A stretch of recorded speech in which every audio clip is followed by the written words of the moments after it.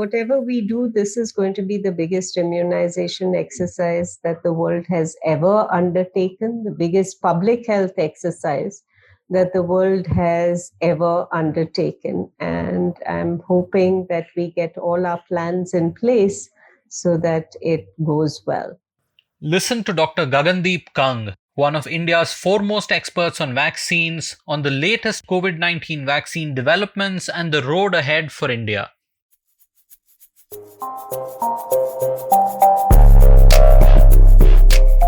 Hello and welcome to Bangalore International Centre's very own podcast, BIC Talks. Bangalore International Centre is a platform for informed conversations, exchange of ideas, and a space for arts and culture. BIC Talks brings the essence of all that the physical space stands for and more to your doorstep.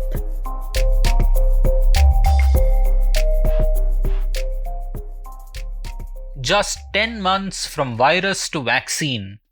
Even as public health efforts at containing the spread of the COVID-19 pandemic are failing across many countries in the world, we have made some incredible progress on finding a useful vaccine against the SARS-CoV-2 virus. Hi, I'm Pavan Srinath and welcome to BIC Talks. Dr. Gagandeep Kang is Professor of Microbiology at the Christian Medical College CMC Vellore. For her stellar work on diarrheal diseases and on the rotavirus vaccine, she won the 2016 Infosys Prize and became a Fellow of the Royal Society in 2019. She is the Vice Chair of CEPI, the Coalition for Epidemic Preparedness Innovations, and CEPI has been instrumental in putting together a global vaccine consortium called COVAX, which aims to ensure equitable access to COVID-19 vaccines for numerous countries across the world, including India. Dr. Kang was previously here on BIC Talks on episodes 8 and 18 to discuss vaccine and drug development against COVID-19, and I'm delighted to talk to her again now. Hi, Dr. Kang. Welcome back to BIC Talks. It's great to have you back on the show after some positive news on vaccines this month in November. Thank you for having me here, Pavan. So, Dr. Kang, we've heard some fantastic results so far on the efficacy of the vaccine candidates from Moderna and from Pfizer BioNTech, as well as some positive news from the Oxford AstraZeneca effort, but with a few lingering question marks, some of which are quite important. So, overall, as a vaccinologist, how are you viewing the news, given that we are hearing this within 10 months of discovering and isolating this SARS-CoV-2 virus? I think it's absolutely fantastic news. It's way better than any of us had expected. If you remember, the FDA and the WHO had brought out their guide for what they would think would be an acceptable vaccine. And what they were looking for were vaccines that had a point estimate of efficacy 50% or greater, with a lower range of even 30%. So we thought that vaccines that could make a significant difference to the pandemic. So to now be at a point where we are thinking about vaccine 60 or 70 or 90% efficacy is really phenomenal. Didn't expect to be in this good a position this quickly. So is this also a welcome relief after how the trials on drugs against COVID-19 have looked so far, right? Where they've been far from promising. Like, for example, the WHO Solidarity trial, which is something we'd spoken about in past episodes, their interim results show that none of the candidates, remdesivir, hydroxychloroquine, lopinavir, ritonavir, interferon, none of them seem to have a significant impact on the clinical outcomes of the disease, right?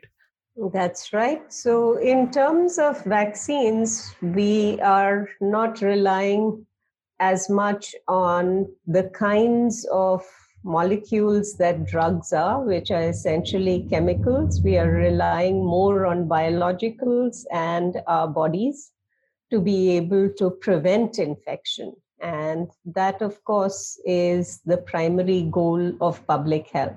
Managing and treating infections is important for those people in whom disease cannot be prevented, but it's much better to try to prevent a disease than to actually have it and then find a good treatment for it.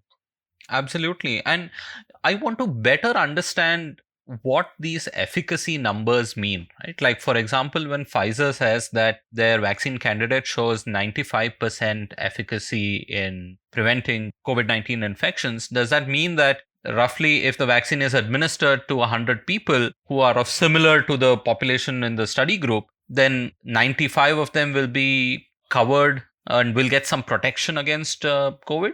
Not quite. I think a better example would be start with a population of 1,000 people. Let's say there are 1,000 people who are vaccinated and 1,000 people who are not vaccinated. Not everybody in that 1,000 is going to be exposed and get infected in the time frame of a clinical trial. Let's say 100 people have exposure that results in infection in the control group. Now, if the vaccine does not work at all, you would expect that the vaccinated group would also have 100 infections. But if in the vaccinated group, you find that the number of infections is only 50 instead of 100, then the vaccine has 50% efficacy. And if that number is 5, then the vaccine has 95% efficacy. So out of all of the 1,000 people that you have followed up, 900 were not exposed, 100 were, and in them you prevented 95% of infections. Thank you. So, therefore, once any vaccine that is similar in efficacy starts getting rolled out into the general population, you hope to see similar results, right? But if, say, one country is vaccinated to a large extent versus another, which hasn't been, you would expect to see the same kind of protection, assuming the same amount of virus exposure is there for the population. Is that fair to say? I think it's very important to understand that the results that we have seen so far have been interim results that have been obtained very shortly after the people in the vaccine trials received their vaccines. In some cases, it's as short a time of follow-up as 1 week after the second dose. In others, 2 weeks or longer. So when you look at vaccine trials, your immune response is best closest to vaccination. Will we see a similar level of protection 1 year from now or 2 years from now? We can't say that because we don't know. Right now, the news is good. Vaccines prevent disease. And in some situations, it appears that vaccines also prevent infections. This is good news, but we should not be holding vaccines to that magic number of 95 or 90. In our earlier conversations back in May and perhaps early June, we still did not know very much about how the human immune response is against the coronavirus. And do we know better now, like while the vaccine data that's coming out, protection against infections in just weeks after administering the doses, do we know more about whether there is any long-term protection after, say, first bout of infection, which might give similar results to that of a vaccine? We certainly have a lot more data now than we did back in June, and there are two aspects of the data that I think are important to emphasize. One that worries people a lot is reinfections. How many people have been reinfected and were they symptomatic during their second infections? It's hard to define a reinfection unless you can do sequencing of the viruses and show that in the first infection and the second infection, the two viruses were different. Nonetheless, that has been done, and it's been shown in a very small number of people that reinfections do happen. And if we track the clinical picture of these cases of reinfection, there are a few, again, of the few, a few that seem to have more severe illness rather than the first.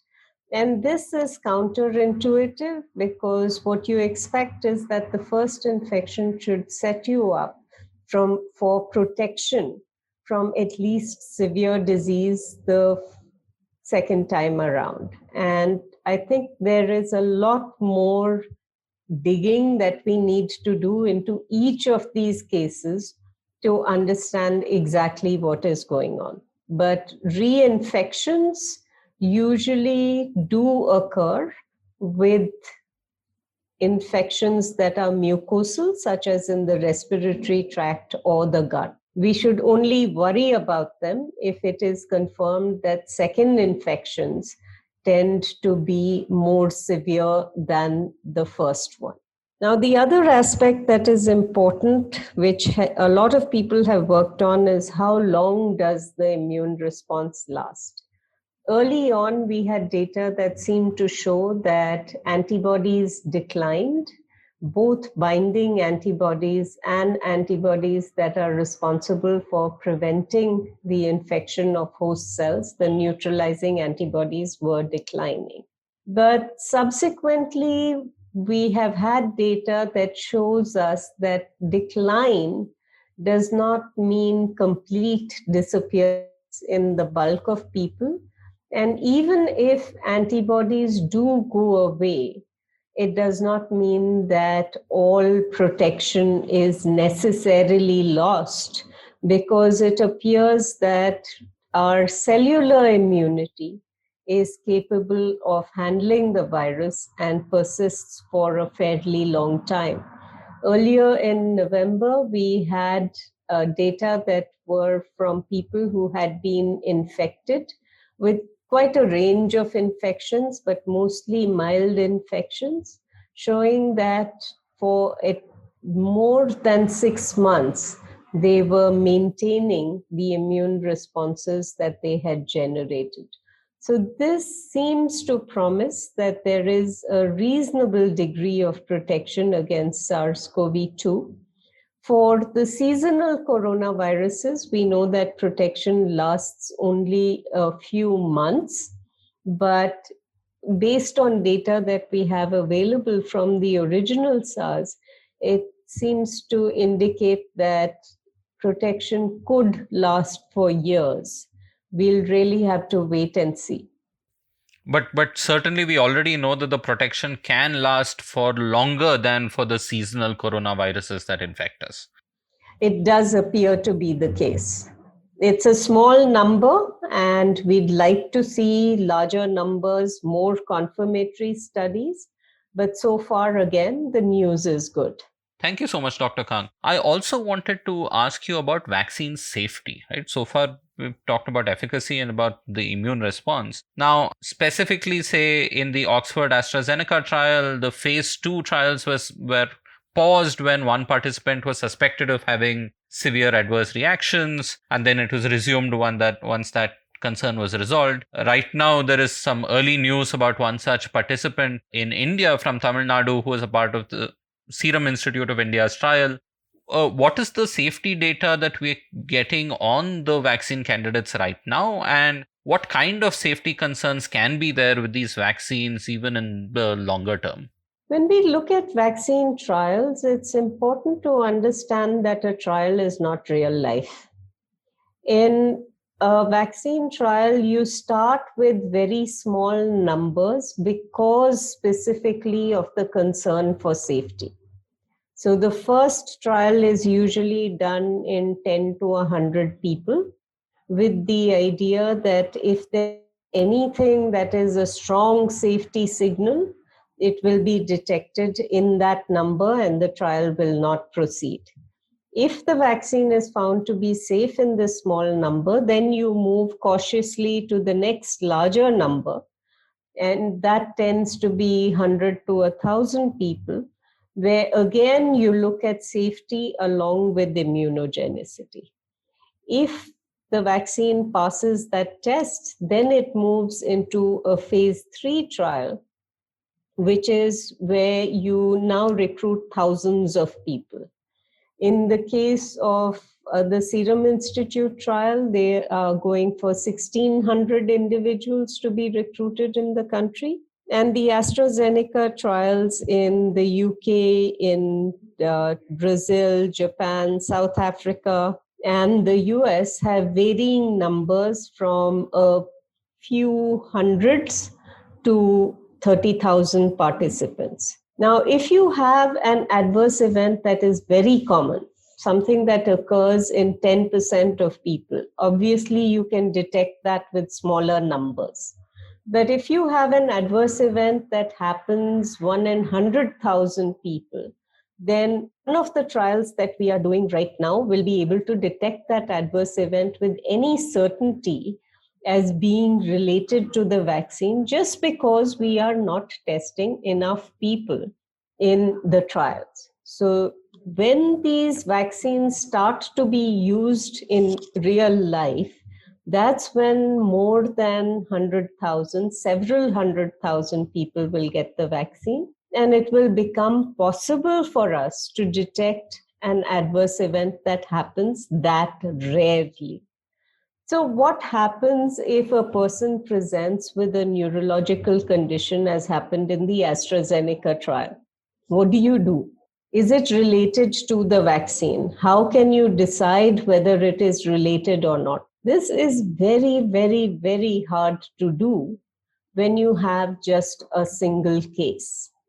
So this is something that could have happened to the case in normal life. It's like I went for a test and I was diagnosed with hypertension. Did vaccines induce the hypertension? Maybe, but for an individual, how do you figure out that relationship? So that requires a deep investigation that is done by clinicians, vaccine safety experts, who will usually classify that adverse event as definitely not related to the vaccine or definitely related to the vaccine. Both of these extremes are actually very difficult to determine in a single case. So most likely where you will wind up is possibly related to the vaccine or probably related to the vaccine.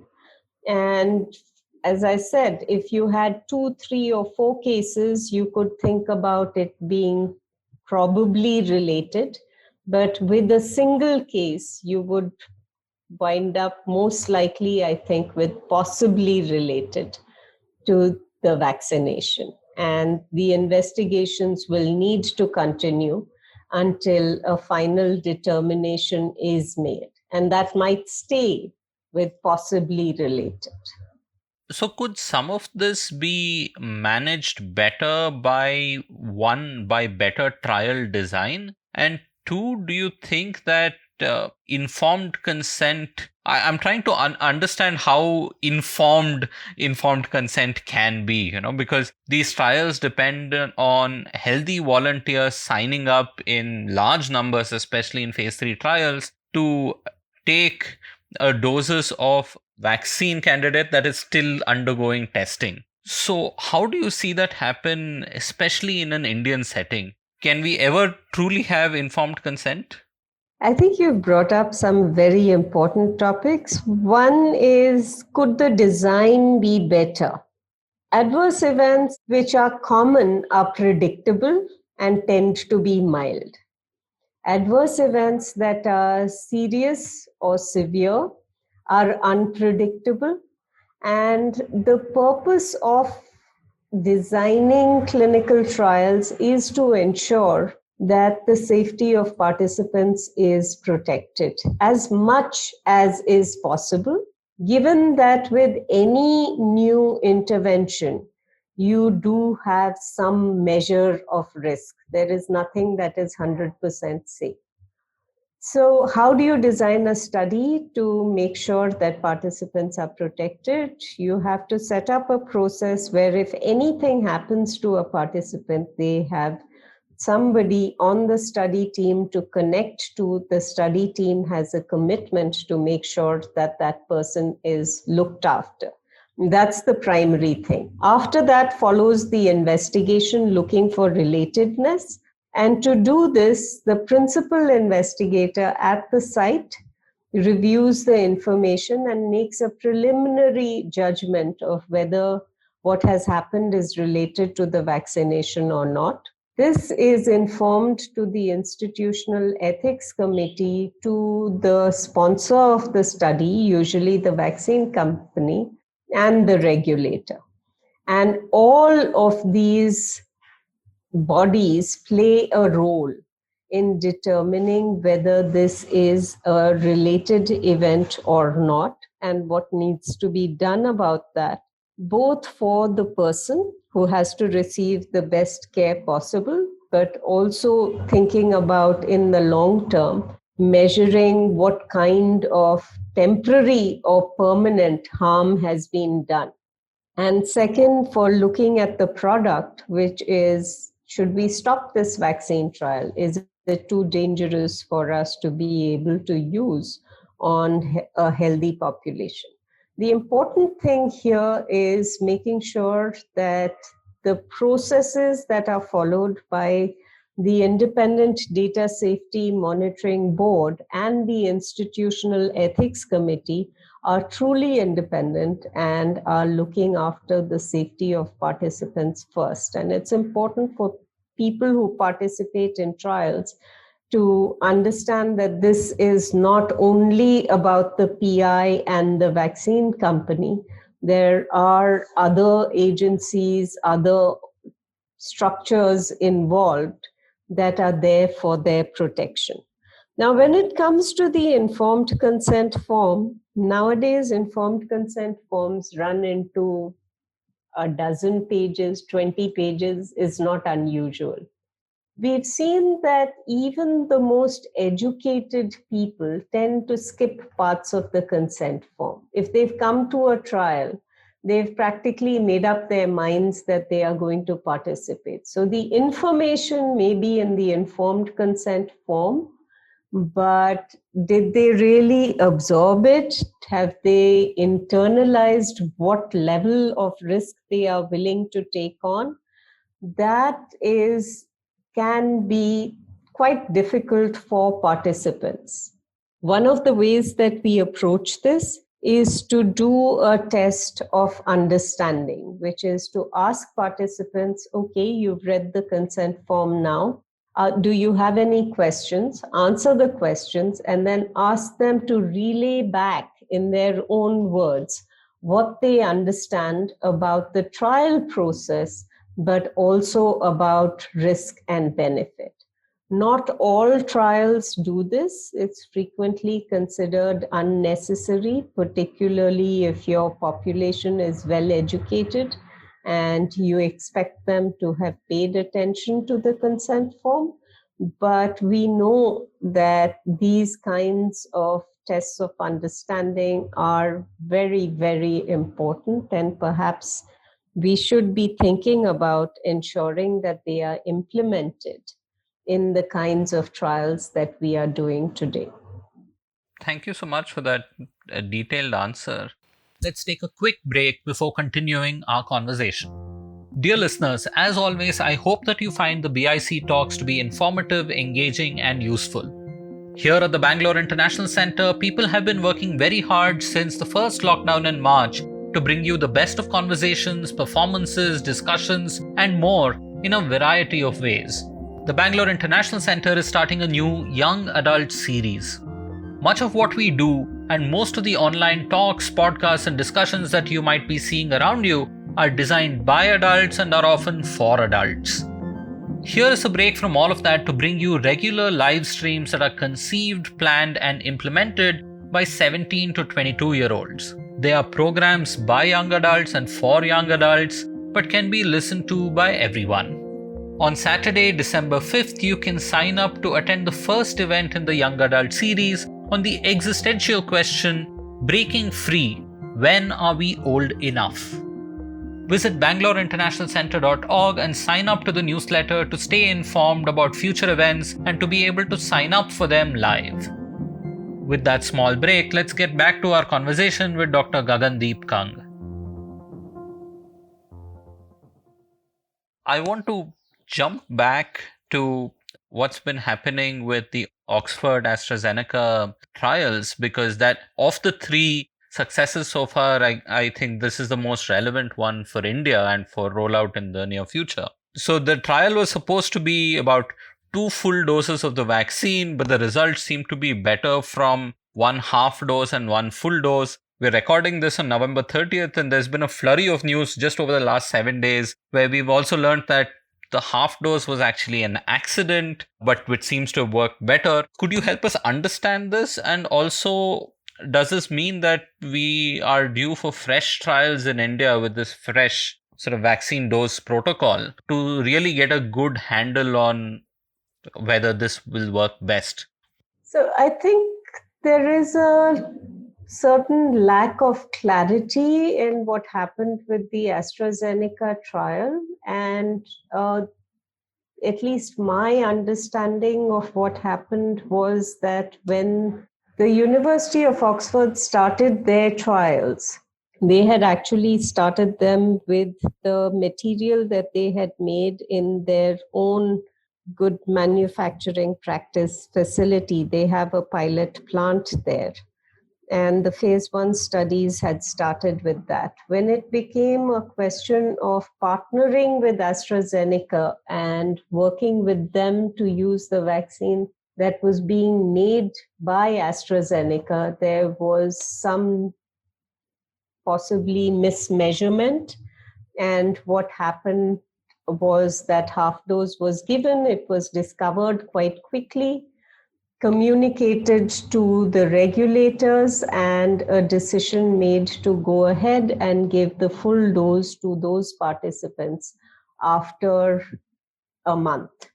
So you wound up with a small number of people who had accidentally received the half dose and subsequently were followed up. Now, in terms of the people who use the standard dose as both doses, you had people in the UK and in Brazil who both got the standard dose and had very similar levels of vaccine efficacy, whereas the people who had received the half dose had a much higher efficacy. Now, remember again, these are smaller numbers, so the confidence intervals or the range around that 90% will be larger than the range around the 60%. Now, when you see a result like this, you have to follow the science and try and figure out why this is happening. The only possibility that seems to make sense in terms of biology is that because you're giving 2 doses of the same vaccine, and this is a non-replicating vector, it's possible that the human host, the vaccinated person who receives the adenovirus, makes an antibody to the adenovirus. They will make a response to the spike protein, which is encoded by the adenovirus and made by the host cells. But it is possible that if you make a lot of antibodies to the adenovirus the first time around, then the second time you see the adenovirus, you will block its entry. The antibodies that have been made will block its entry into the host cells, and you'll wind up with a smaller immune response to the spike protein. In terms of measuring the antibody response to the spike protein, we haven't seen that. But it does seem like people who had the half dose of adenovirus might have a smaller immune response to the vector than people who had the standard dose. So right now, this is kind of the only hypothesis that explains why there is a difference in response in the 2 arms. But I think there will need to be a deeper dive to try and figure out if this is the case. the kinds of studies that will need to be done can be designed quite easily using half dose for both arms and making sure that there is the right kind of timing for collection of samples to measure the immune response. So we should have answers in the next few months, and that will determine whether AstraZeneca will want to change their protocol and go with half dose vaccination for both arms. Half doses just means that we have double the number of doses available for the population. But right now, we don't have sufficient information to make that switch in thinking about how vaccinations should be done. Dr. Kang, if I understood you correctly, the hypothesis that you made is that it's possible that with the full doses, the body generated an immune response against this virus, which was supposed to be a part of the vaccine, as opposed to developing an immune response against the coronavirus spike protein and hence the coronavirus itself. So therefore, the vaccine doses are less effective as opposed to the vaccine doses working well and us generating good immunity against COVID-19. That's right, Pavan. I think the point is in our ability to measure responses against the adenovirus and against the spike protein. Because the numbers of samples that have been tested are relatively small for immunogenicity, I think we are going to need to do a little more testing to have a clearer picture. But what you have described is the current hypothesis. Thank you. Beyond this, we also recently had the Prime Minister of India visit the Serum Institute of India in Pune, Bharat Biotech in Hyderabad, and other vaccine partners, right? And in the US, they have this widely publicized Operation Warp Speed to coordinate national government-led efforts on vaccine development, production, and rollout. So what has the government of India's strategy been, and where have they placed their bets beyond the few shoots of good news that have already started coming out? Well, I think that's a question you'd have to ask the government about what their plans are. It does appear likely that if we want to reach a population that is as large as our population is, we are going to heavily rely on our own manufacturers. And that is a fortunate circumstance for India because we have some of the better vaccine companies that are able to make accessible, high quality, affordable vaccines for India and for the world. We are signed up to the COVAX facility, which is supposed to provide enough vaccine for 20% of our population. But it is not clear yet which vaccines will be received through that facility for India. And we do have several vaccine candidates that are in human trials already in the country, right? But it feels like compared to the likes of Moderna or Pfizer, the amount of transparency and publicly available data, including the results of the early trials, is not as available in India as it might be with these two industry leaders. I think the thing to remember is that the first responsibility for the companies is not to publish the data, but to get it to the regulators. And at least in India, one vaccine has gone into clinical efficacy trials, which is Covaxin. So given that Covaxin is now in phase 3 trials, which means that its phase 1-2 safety immunogenicity data must have been reviewed by the regulators, we should be expecting a publication from Bharat Biotech sometime in the near future. But I think it's important to emphasize that the assays that are done on samples that are obtained from patients can take a while to do. And for this virus, where some of the assays are required to be done in a BSL-3 laboratory, it can take time to go through all the samples that are collected in different phases of clinical trials. So absolutely, we should be seeing these data published sometime soon and asking for them. But the fact that the regulator has allowed for phase 3 trials to be initiated is a sign that the data are likely to be good. Beyond vaccine development, I also wanted a few thoughts from you on the public rollout of vaccines. First, across the world, we've seen successful vaccination campaigns in the past against smallpox, polio, measles, and more. And some of them have lasted decades, and some of them have been very successful. But have we ever attempted to vaccinate the entire adult population of the world before, like 6 to 7 billion people, or would this be the first? This will be the first.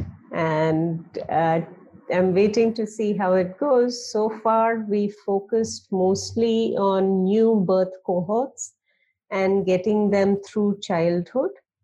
And that is a very small proportion of our populations. In a way, maybe it's an advantage that the availability of vaccines is going to be a rate limiting step. So immunizations will have to be done in phases. Nonetheless, whatever we do, this is going to be the biggest immunization exercise that the world has ever undertaken, the biggest public health exercise that the world has ever undertaken. And I'm hoping that we get all our plans in place so that it goes well. And India already has one of the largest public vaccination programs in the world, right? But like you said, perhaps largely directed towards children. But do you think there's some existing infrastructure and know-how that can be leveraged such that India is also in a place where we are ready to deploy large public vaccination program at scale over the next few years? Well, as you said, the Indian program is the largest immunization program in the world. And over the last decade in particular, which was the decade of vaccines, the program has improved substantially in its ability to reach children and its ability to handle new vaccines. Multiple new vaccines have been introduced in parts of the country or the whole of the country in the past decade. So this is good experience from which we can learn for being able to handle this program. But I think the scale and the duration of this program are going to be such that it's going to need multiple stakeholders beyond the government to also be involved to ensure that vaccines can be delivered and delivered safely to large parts of our population. And there is a concern, especially with expensive mRNA vaccines that are probably seeking emergency use authorization in the United States and elsewhere as we speak. There's a concern that some of these vaccines might become available even in India in small numbers for those who can pay, perhaps even before a government can start a public vaccination program. My fear is that if something like that were to happen, there can be a lot of predatory pricing and so on, but there can also perhaps be riots and a lot of deep sense of inequality. So, but overall, how would you then see the role of the government in public vaccination versus the role of the private sector and India's healthcare industry, where those of us who have the ability to pay can also go get a vaccine? So the idea that people who have the ability to pay can access vaccines in the private sector is not new to vaccination in India. Children who go to pediatricians receive many more vaccines than are included in the national immunization program. And we have vaccines that are given to adults, like influenza and pneumococcal vaccines, which are not in the program at all. So this already exists, but now we have a new disease for which everybody is equally at risk. What should our approach be? I think in terms of the government needs to be very clear about which vaccines it is going to get and how it's going to deploy them. So if you decide that this is the kind of vaccine that is suited for a public immunization program, then that supply should be restricted to the government. If the government makes a call on vaccines that it is not going to bring into the immunization program, but still gives a license for those vaccines to be sold in the country, then you're talking about the kind of private market access to vaccines that will not be available to the rest of the country that relies on public immunization. But this inequity is something that has already existed for vaccines, for drugs. It is a feature of our healthcare system. Can we solve it? And will we be able to address this in the context of the pandemic? I think that is a call for the government to make. Yeah, and I hope we start making some of the right calls. And even if access is available, I think the public vaccination program will be key, and we'll have to see how that shapes out. So, Dr. Kang, usually we end our episodes on a note of optimism, but in this episode, we started with a note of good news on vaccines that is coming out. So perhaps I want to end on a note of caution. One thing that we are already seeing in November is there's a bit of a race that's ongoing, especially with large pharmaceutical companies whose shares and stocks are often publicly traded. If one company comes out with news, there is an immense amount of pressure on other companies to also announce news on their vaccine candidates. There's a bit of nationalism also that can be at play here with what's happening with the Gamaleya Institute from Russia releasing data which is far more suspicious with smaller data samples and so on. So you had mentioned in our last conversation that in this pursuit of vaccines, we need to make haste slowly. So how can we continue to make haste slowly now that we know that a vaccine is possible against COVID-19? I think in this situation, I'm actually relying on our regulators to protect us.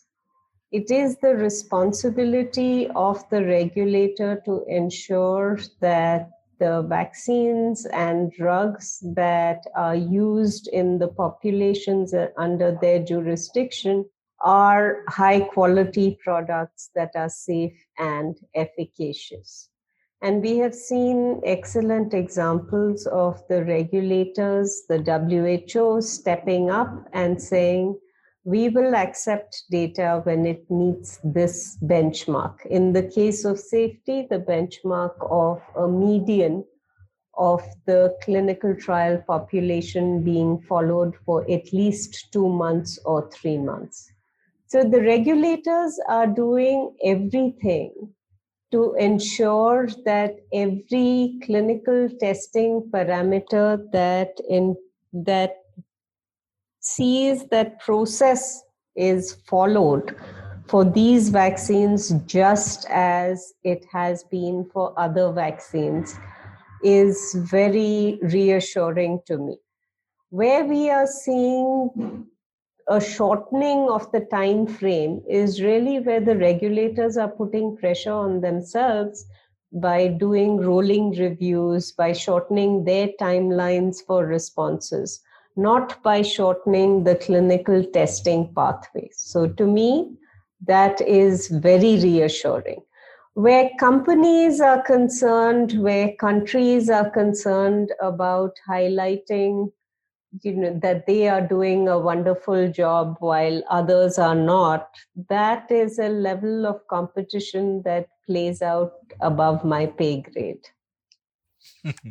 Fair enough, Dr. Kang. But thank you so much for joining us again on BIC Talks and helping us understand the progress that we have made over the last 6 months and the year. And I'm hoping that we'll continue to see good progress along with the right checks and balances in the year or more than a year to come before vaccines will be available to everyone in India and the world. Thank you so much for joining us. Thank you. Thank you for listening in till the end. Please share this episode with a friend on social media, WhatsApp, or anywhere else. It would mean the world to us. And in case you're listening via iTunes or Apple Podcasts, please leave us a rating and a review. Subscribe to BIC Talks on email or your favorite podcast app and don't miss out on future episodes. This episode of BIC Talks has Gaurav Krishna as our sound engineer with support from S. Sarvanaraj and Lekha Naidu. And the accompanying episode artwork was made by Chandni Venkataraman. Thank you for listening to this episode of BIC Talks.